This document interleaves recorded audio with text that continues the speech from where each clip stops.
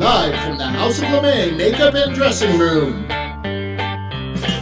Here comes Amber. Stop what you're doing. Here comes Amber. She's just doing what she can. Here comes Amber. Cue the spotlight. Here comes Amber with 2 drinks in her hand. The matriarch of fashion, secrets to her glasses, you can't look away. Ask her, does she do it? There's really nothing to it. She's got that feminine game. If you have a party, or if you're feeling naughty, call up the House of LeMay.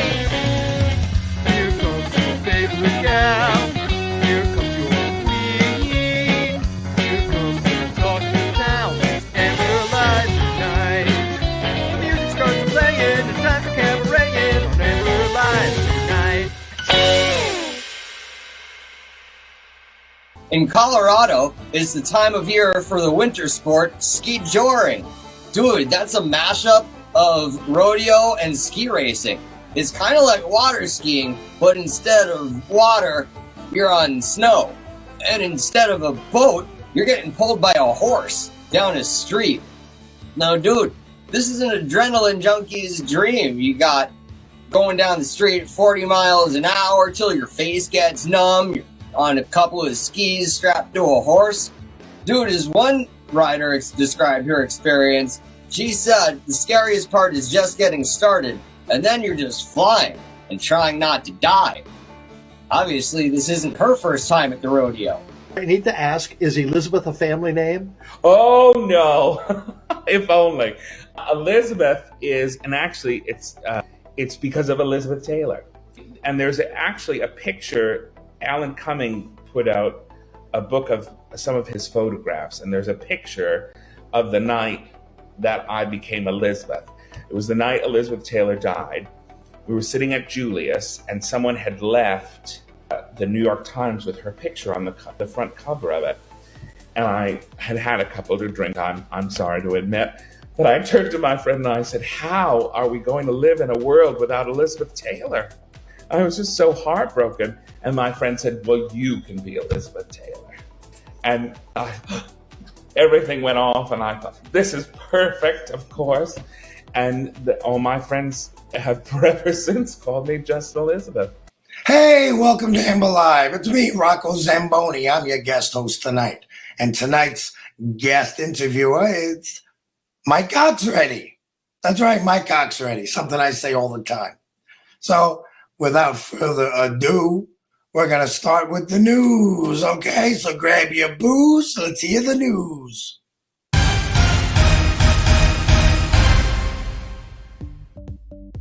On the what the hell is that side of the news, gangster rapper Martha Stewart recently shared online about a meal she had at the Maison Bar. The dish she was praising, a mutant hybrid of a chicken and lobster known as the Chobster. Ugh. For only $250, you can have this scientifically created monster at your table too. Personally, I'm looking forward to the hybrid of a duck and a killer whale. I'm calling it the Dorka.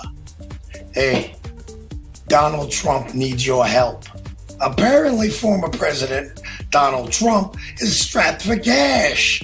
The self-proclaimed billionaire needs $464 million to appeal his civil fraud case. Money that somehow he doesn't have. Even with the sales of all his swag, including his hat, sneakers, and cologne, he's still coming up short. Which is why this week he announced the opening of the Trump Garage Sale. He was quoted as saying, if Letitia James wants my assets, she can just come here and get them directly from me. Letitia James was reported as saying, I got some great deals on vast underwear collection and a VHS entitled Pee on Me. Ghostbusters fans from around the world are sliming themselves over the release of the latest installment, Frozen Empire. I'll admit, I'm a semi-ghost head. I don't go to cons and dress up and stuff, but I have been a fan, and I've been waiting months for this to hit the theaters. So did I see it opening night? Bet your ass I did. Let me tell you, I've never wanted my own Ecto 1 car so much in my life. I think this world needs a Rocco Zamboni chapter of the Ghostbusters. Maybe I'll get Amber and Lucy Bell involved, because who doesn't want to see drag queens fighting ghosts? Come on! I got a 1969 checker wagon that I'm turning into a nunmobile, but I may have to make it an Ecto 1 instead. Sorry, I think I just slimed myself thinking about it. All right, that's the news, because I just can't take any more of this stuff. Back to you, Rocco.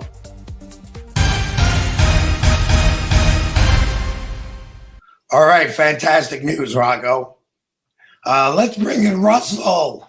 Hey, I guess you're going to have to go clean yourself up tonight while we watch the interview.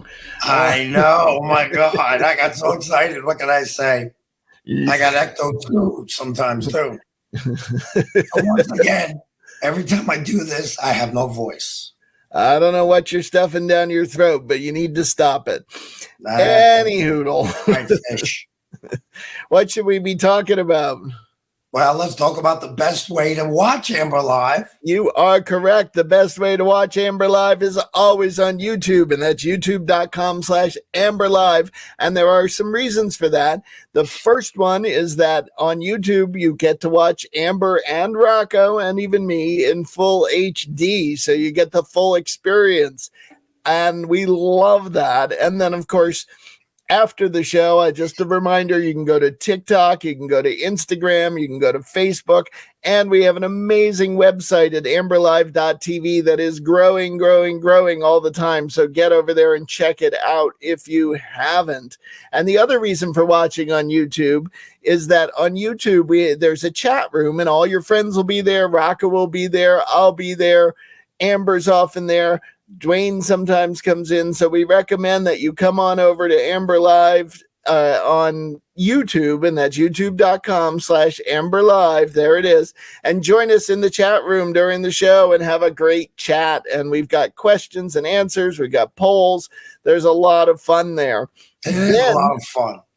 If you can't do all of that, you can always listen to Amber on the podcasts and the Amber Live interviews, which are out there anywhere you can find great podcasts. So we recommend while you're driving to work, when you can't watch Rocco, or actually it would just be Amber and the guest, you can go there and listen to the interviews and catch up on what happened over the last 187 weeks of this. So there's a lot of Amber out there.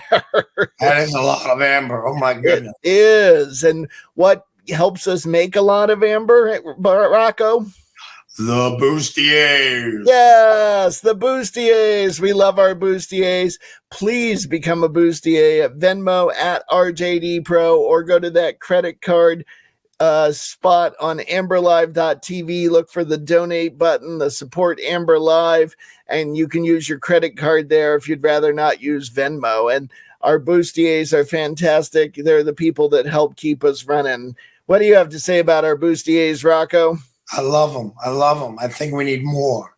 I think we need a lot more. We do. We need a lot more. And we want to please ask all of you out there, take a minute, join the Bustiers tonight. $5, $10, $2,000, whatever you can afford, because this really does cost money to do. And we're always, every month we got bills coming in. So it would be great if you could help us out. Yeah. So, Rocco. Yeah. Oh, you look like you were about to say something. I was saying, yeah, it's expensive, but it's worth it, you know? It is to high see quality entertainment for just, a couple of bucks. Exactly. And you've gotten 187 shows now. So let's keep this going. Now, guess what we're doing tonight, Rocco? What? We're interviewing an amazing guest. Do you know who that is? I don't know, but I know Mike Oxready. You got it right. Hey. It's Mike Oxready. Mike is a drag king who has performed for, I think he said 12 years now. And Mike is often seen at the Winter as a Drag Ball, which our regulars have seen us go to and seen video of that just this year. We did it yet again. We highly recommend you go check out those videos that are online. But Mike is taking over running Drag Ball because after, I think, 29 years, the House of LeMay is, well, they did it for 23 years, but the Drag Ball is in its 29th year. The House of LeMay has decided to take a break and let somebody else with new ideas and different ways of doing things come in. And so Mike has taken over. And tonight we're going to talk with Mike. Amber's going to talk with Mike, and we're going to find out all about what's happening with Drag Ball next year, what the changes are going to look like, and what you can expect. Plus, you'll get to just hear about how Mike got started, where he performs, and all the great things that he does. So let's get started on part one of that interview. Yeah, man, bring it on. Drag King Mike Oxready has been performing since 2009. That's 15 years. And is a good friend of mine and the show. Let's watch some of his work. Look, I put on a little outfit. Well, actually, I've got my pajamas on the bottom. I'm camera ready from here up. I know girls by the pack. There's no one I want better but you. In my little big shack. In my big shack. Baby, we'll be alone. In my big shack. I'll make you feel at home. Hey, we're done with no homo. Everyone can have a little bit of homo as a treat. So we've got some new folks joining us from the other room. Welcome to the Lip Sync Lounge. I'm Mike Oxready, your host. We have one more performer before intermission. One more performer and then it's intermission.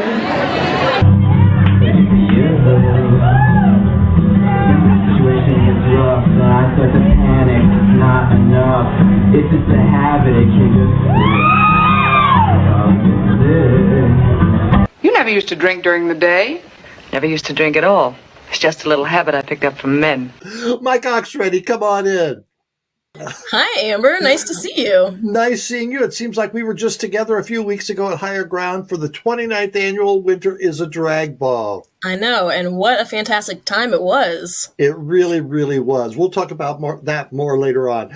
All right, I said you've been doing Drag King work since 2009. What prompted you to start performing? Well, actually, at Winter's a Drag Ball the year before, I saw Drag King troupe King's Local 802, and I was just in awe. I didn't know that drag kings existed until then, and that really, sparked my curiosity. There was a local competition at the time. It was a one-off. It was called Drag Nomenon, and so I auditioned and got into the show, and then I ended up winning, and then co-founded a drag king troupe, New Cocks on the Block. So you said, hey, if they can do it, so can I. Yeah, the more the merrier. Now, had you done any other performance type before then? A little bit in high school, little, theater, little light theater work, but nothing, post high school, really. Now, how did you come up with the name Mike Oxready? What prompted you for that? Well, I guess I should say that my first drag king name was Billy Rubin because I was taking biochemistry of human disease at the time. And Billy Rubin is a breakdown product, but it was too niche. It was too, not many people got it. So I scrapped that, and I just, I put my thinking cap on, and I really wanted, something clever, a double entendre. From poking around on the internet, I knew that there were other kings around the world, like Mike Hunt. And so I thought, well, I don't want to do something someone else has done. Why don't I do Mike Oxready? And let me tell you, Amber, the number of people who have known my drag persona for years and years and who didn't get the joke for a long time, it still cracks me up.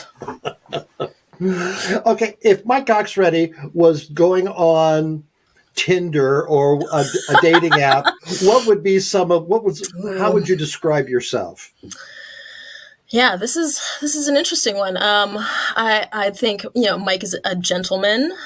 He's very caring for his performers backstage. Has been known to assist burlesque performers and drag queens getting into costumes. Mike is also very sultry and sexy, but also brings the healthy masculinity of the dad jokes, and just you feel safe around him. He's been known to walk drag queens home, or not home, but to their car. If, for instance, we're in an area of the state that maybe not as friendly towards LGBTQIA folks. Yeah. But I don't think Mike would be on a dating app. Because he would already have his person? Oh, for sure. Or multiple ones? Oh, no. No. Old school, that Mike. He's a one-woman man. That's right. How do you choose your material, the songs you're going to perform? I think mostly it's whatever songs are speaking to me in that moment. I've done, quite a few political acts, and so I try to blend in material that really tells a story. And then sometimes it's just songs that I can dance to and really have fun with, because as you know, the more energy you give the audience, the more they give back to you. And it's that, that positive reinforcement cycle. Oh, and that. I know that too well. You really go out for your costumes as well. Tell me about how you create your costumes and how much work goes into them. Yeah, I really love stoning. As you can see, I've got my bling. One of the TikToks had, the full mic of this shirt. But yeah, I love adding rhinestones to my pieces, and my partner says, "Okay, Mike, I think that's enough." And I say, "Oh no, under the stage light, I definitely need more." So I guess my theory with rhinestoning is more is more. How do you apply them? I use, an adhesive, so like gem tack, and just with the wax pencil and by hand, just, doing a design or, writing out letters, and, it takes a long time, but it's very, meditative and therapeutic. Yeah, definitely therapeutic. I can do it while watching TV. My cats do try to help, and that doesn't go so well. Tell me about some of your more elaborate costumes. Well, I've got a coat that has my last name spelled out in rhinestones. That's not all the rhinestones, of course, but, that was very time consuming. This was a little less time consuming because it's just, 4 letters. But really, any of the costumes that have rhinestones that are intended to spell something out, as opposed to just, providing that bling on stage. There are many types of drag queens. There's the glamour queens. There's the clown queens. There's all different kinds. Is there a degree of drag kings? I hadn't thought about it.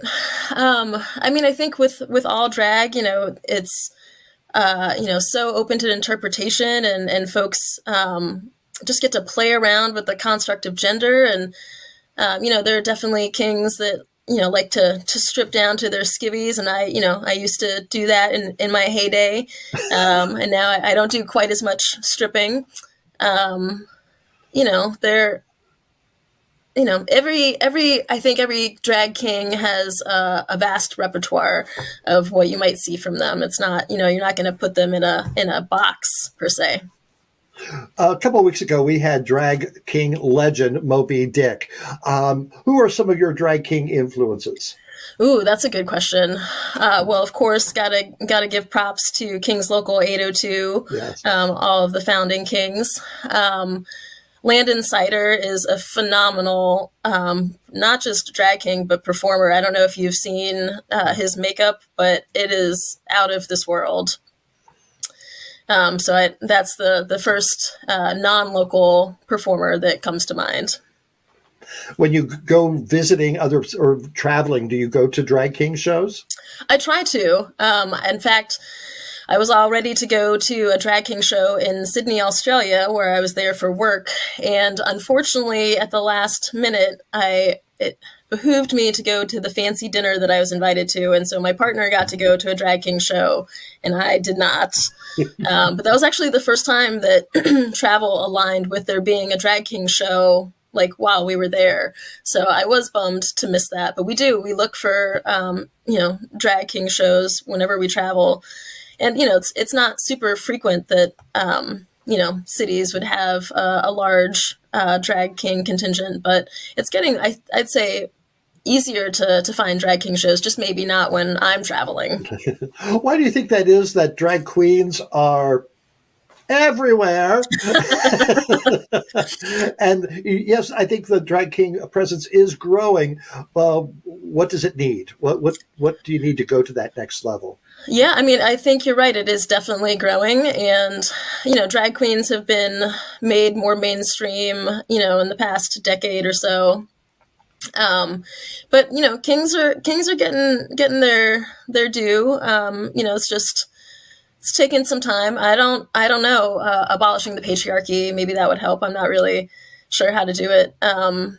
But I'm very grateful to local producers here who recognize, the need for diversity in casts and, book drag kings, and definitely, so thankful to you for, bringing drag kings to Winter is a Drag Ball. And, I don't have an easy answer for that question, I guess.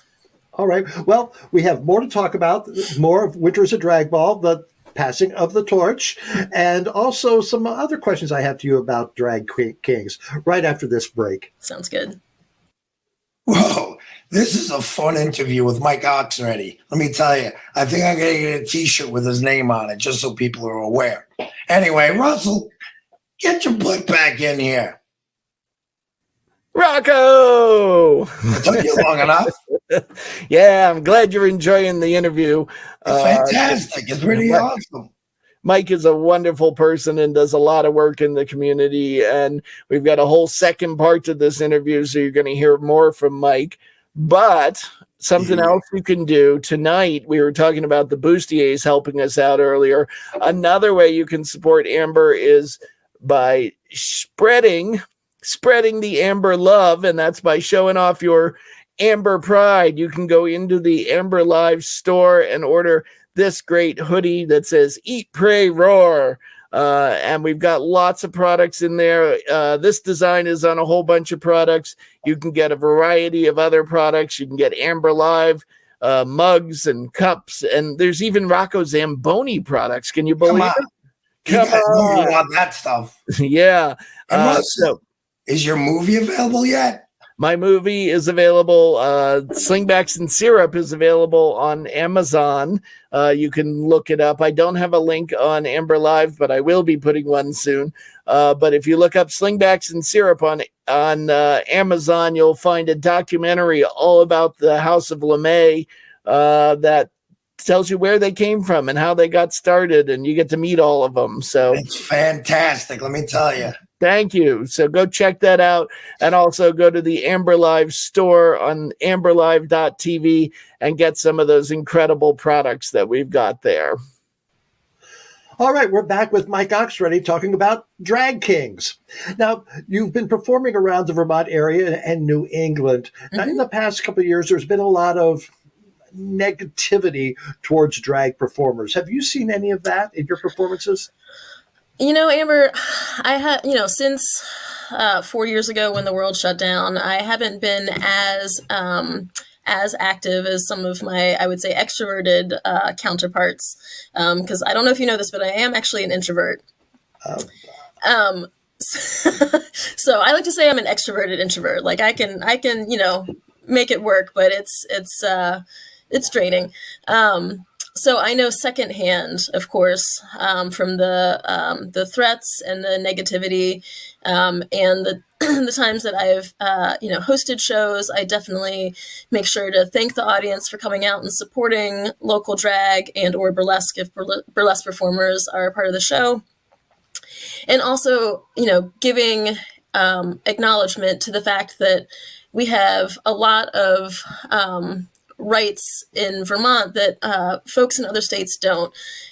Drag is under attack, trans lives are under attack, but we have those protections here in Vermont, and we're very lucky. So I make sure every time I'm on the microphone to point that out and to really, thank the audience for supporting us. All right. A couple of weeks ago was the 29th annual Winters of Drag Ball, the 22nd one that the House of LeMay has produced and hosted. And I said, okay, that's it. I'm done. I've loved every year of it, but I thought it needs new blood. It needs a new outlook. And so I couldn't think of anybody else I would rather pass the torch on to than you.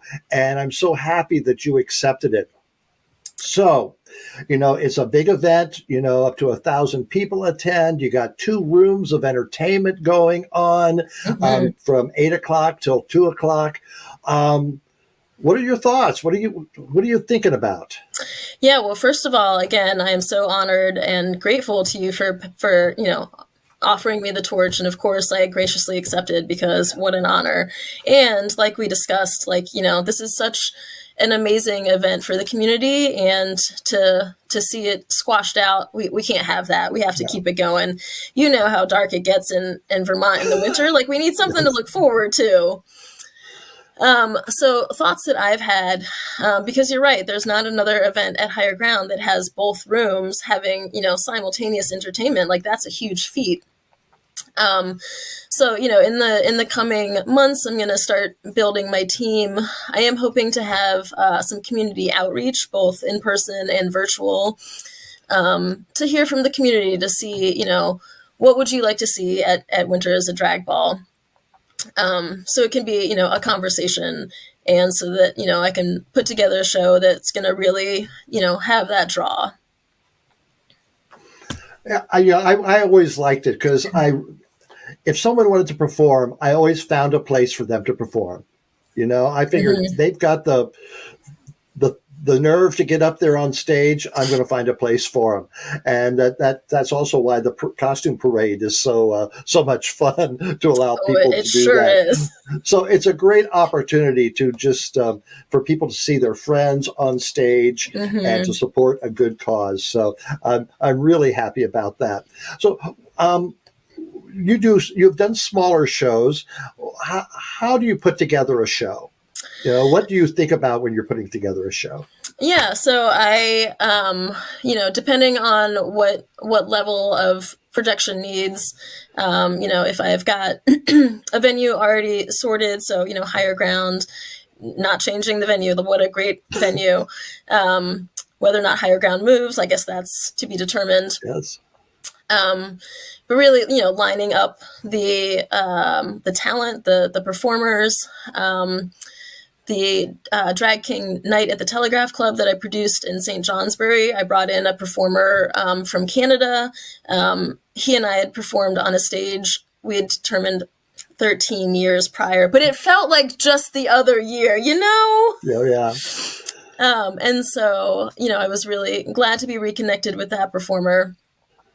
So, lining up the talent, making sure, if there are sound needs, light needs. And for the shows that I've produced, I tend to also be the host, and I also tend to perform, which is a lot of hats with a lot of rhinestones.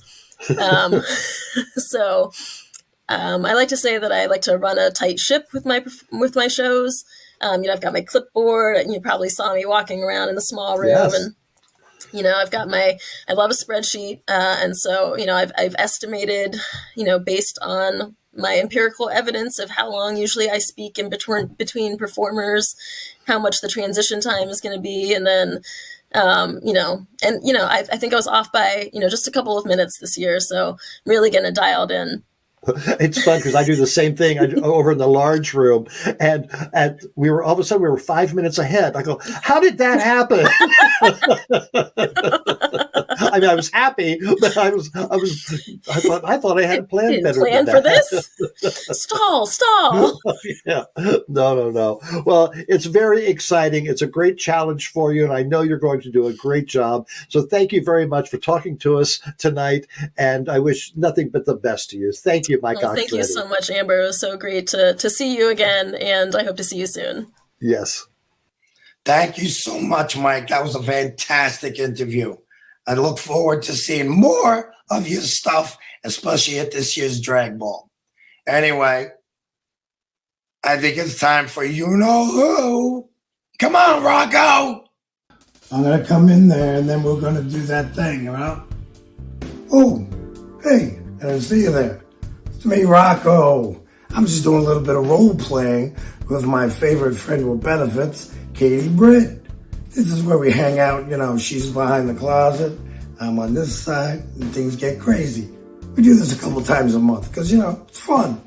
I know we're not alone. Oh, some friends stopped by. I was thinking about maybe asking them to join us. Right now? Yeah, right now. Goodness, y'all. Bless his heart. See? Katie's into it. The task in front of us isn't an easy one, but I can promise you one thing. It is worth it. I don't know. I don't seem very comfortable with the idea. Tell them that scenario we did last week that you really liked. Sweeping the floor at my dad's hardware store and cleaning the bathroom at my mom's dance studio. Yeah, you really like that one, huh? How many times did we do it? Over and over again. For hours and hours on end. Yeah, we did. Pretty hot, huh? It's truly breathtaking. Now, come on, it'll be fun. Get into the arena. I don't think they're too convinced, baby. We see you. We hear you. And we stand with you. Look, we got a safe word if that's what's bothering you. Hey, babe, what's our safe word? Enough is enough. Right to the point. And you don't have to look any further than the crisis at our southern border to see it. I don't know where that came from. Maybe she's talking about a vagina. I don't know. This could have been yours. I can't believe they're turning you down either, babe. You guys, you know, you could have had a lot of fun with us. The true, unvarnished state of our union begins and ends with this. It's who we are. You know what, baby?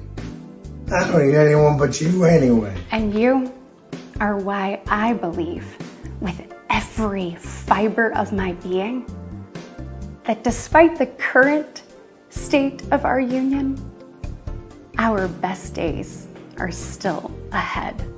You're damn right they are. All right, you guys get out of here, all right? Go.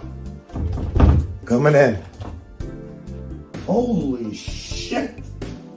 What's Wesley doing here? Love that Rocco. Oh, that Rocco, what a character, huh? Anyway, so thank you for watching this show. I'm sorry, maybe next time I'll have a voice, but it was a lot of fun. And we thank Mike Oxready and Russell and Amber and everybody else, but especially you, the viewers. Anyway, here comes Boog and Shoog to wrap this up. See you later. Hey, did you see Rocco's McRib? I told him to keep that thing in his pants when he's on set. He'll never do it.